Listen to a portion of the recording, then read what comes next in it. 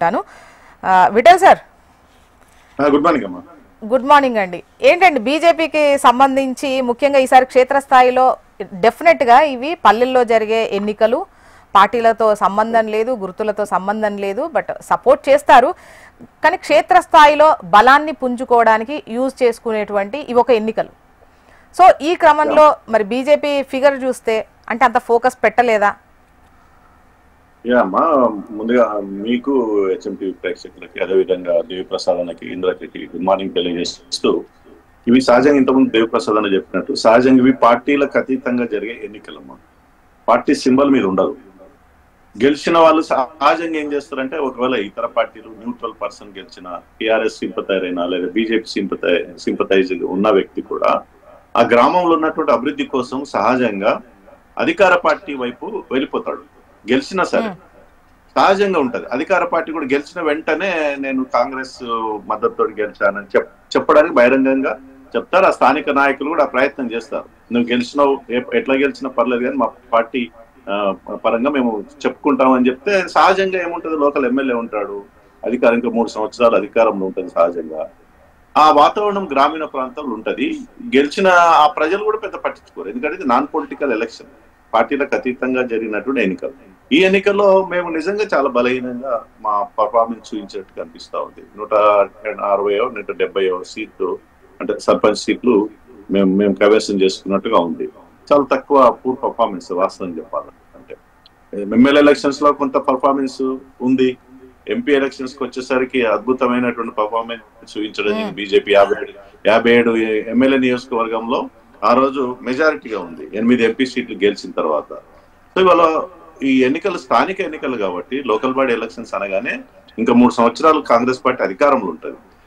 Development activities అన్ని కూడా సహజంగా మీరు కూడా విస్తృతంగానే చేస్తున్నారు కదా. అసలు పంచాయతీకి సంబంధించినటువంటి నిధులు వచ్చేటువంటివి కావచ్చు, అసలు మీరు ఎన్నికలు నిర్వహించండి, మేము నిధులు రిలీజ్ చేయడానికి రెడీగా ఉన్నామని అంటే బీజేపీ నేతలు చెప్పేటువంటి విషయం కావచ్చు. సో సెంట్రల్ అండ్ స్టేట్ ముఖ్యంగా అయితే మీకు లేదంటే కాంగ్రెస్ కు అన్న లెక్కలో ఉండాలి, కానీ మధ్యలో బీఆర్ఎస్ కు సంబంధించి కొంచెం బెటర్ నెంబర్ వచ్చినటువంటి పరిస్థితి కనిపిస్తోంది. ఇక్కడ మీ ఇద్దరు పోర్షన్ ఎక్కువగా ఉంటుంది పల్లెలకు సంబంధించి. బీఆర్ఎస్ కార్యకర్తలు గ్రామీణ ప్రాంతంలో తెలంగాణ ఉద్యమం నడిపినప్పటి నుంచి కూడా ఇప్పటి వరకు కూడా కార్యకర్తలు బలంగా ఉంది, నెట్వర్క్ ఉంది, దాన్ని ఒప్పుకోవాలా. బీజేపీకి సహజంగా ఓట్ బ్యాంక్ ఉంటది. మా కార్యకర్తలు ఉన్న కాడ చాలా స్ట్రాంగ్ గా ఉంటారు, కార్యకర్తలు చాలా కష్టపడి పనిచేస్తారు. అయినప్పుడు ఇక్కడ ఉన్నటువంటి వాతావరణం దృష్ట్యా అధికార పార్టీకి అనుకూలమైన నిర్ణయాలు వస్తాయి సహజంగా. ఎందుకంటే 3 సంవత్సరాలు అధికారంలో ఉంటారు, వాళ్ళతో పనులు చేయించుకోవాలి, ఎమ్మెల్యే దగ్గరికి పోవాలి, సర్పంచ్ ఉన్నవాడు మంత్రుల దగ్గరికి వెళ్ళాలి, అధికారుల దగ్గరికి వెళ్ళాలి. ఇతర పార్టీల సర్పంచ్లు అంటే ఆ స్థానిక నాయకత్వం పట్టించుకోదన్నటువంటి వాతావరణం ఉంటది. కాబట్టి గెలిచిన వాళ్ళు సహజంగా అధికార పార్టీ ముద్ర వేసుకుంటారు, అధికార పార్టీ తరపునే గెలిచినామని చెప్పుకుంటారు. ఈ రిజల్ట్ చాలా స్పష్టంగా రిఫ్లెక్ట్ అయింది. 2 ఏళ్ల నుంచి ఎన్నికలు జరిగిన కారణంగా కేంద్ర ప్రభుత్వ నిధులు ఆగిపోయినాయి. 15 ఫైనాన్స్ కమిషన్ ఇవాళ గ్రామీణ ప్రాంతాలు చూస్తే మెజారిటీ డెవలపింగ్ యాక్టివిటీస్ అన్ని కూడా కేంద్ర ప్రభుత్వం ఇచ్చే నిధులతోటే గ్రామీణ ప్రాంతాల్లో డెవలప్మెంట్ జరుగుతాయి. అవి ఏదైనా తీసుకోండి, రోడ్స్ తీసుకోవచ్చు, అదేవిధంగా పారిశుద్ధ్యం తీసుకోవచ్చు, రైతు వేదికలు కావచ్చు, ఏది తీసుకున్నా కేంద్ర ప్రభుత్వం వచ్చి సిమెంట్ రోడ్లు కావచ్చు, అన్ని కూడా రాష్ట్ర ప్రభుత్వం కొంత ఇస్తుంది. కేంద్ర ప్రభుత్వం మెజారిటీగా గ్రామీణ ప్రాంతం డైరెక్ట్, ఇప్పుడు మోడీ గారు ప్రభుత్వం వచ్చిన తర్వాత గత 5 ఏళ్ళు అనుకుంటా డైరెక్ట్ గా సర్పంచ్ అకౌంట్ లోనే నిధులు వస్తాయి, ఇంకెవరు ఉండరు. అంతకుముందేమో కలెక్టర్కి ఇస్తే కలెక్టర్ వాటి డిస్ట్రిబ్యూట్ చేసేది. ఇప్పుడు కేంద్ర ప్రభుత్వం తీసుకున్నటువంటి నిర్ణయంతో డైరెక్ట్ గా సర్పంచ్ అకౌంట్ లోకి నిధులు వస్తాయి. ఆ సర్పంచ్ కు స్వేచ్ఛ ఉంటది ఈ నిధులను ఖర్చు పెట్టుకునే.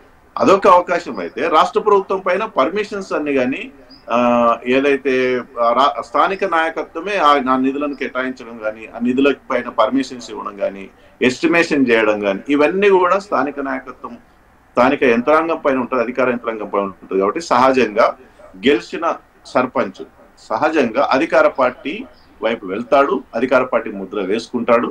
అట్లా చేయకపోతే అంటే విఠల్ సార్, స్థానిక ఎన్నికలు ఆల్మోస్ట్ 2 ఏళ్లు కదా ఆలస్యమైంది.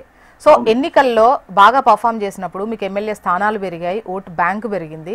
ఈ క్రమంలో ఇంత టైంను బీజేపీ క్షేత్రస్థాయిలో బలం పుంజుకోవడానికి డెఫినెట్ గా కాంగ్రెస్ కు సంబంధించి ఈవెన్ వాళ్ళు గతంలో విపక్షంలో ఉన్నప్పుడు కూడా వాళ్లకు ఎటువంటిది గ్రామాల్లో వాళ్ళకు పట్టున్నది అందరికీ తెలిసిన విషయమే. సో ఈ 2 ఏళ్ల కాలాన్ని బీజేపీ సద్వినియోగం చేసుకోలేకపోయిందా? డెఫినెట్ గా ఈ రిజల్ట్స్ మాత్రం మాకు ఆశాజనకంగా కాదు.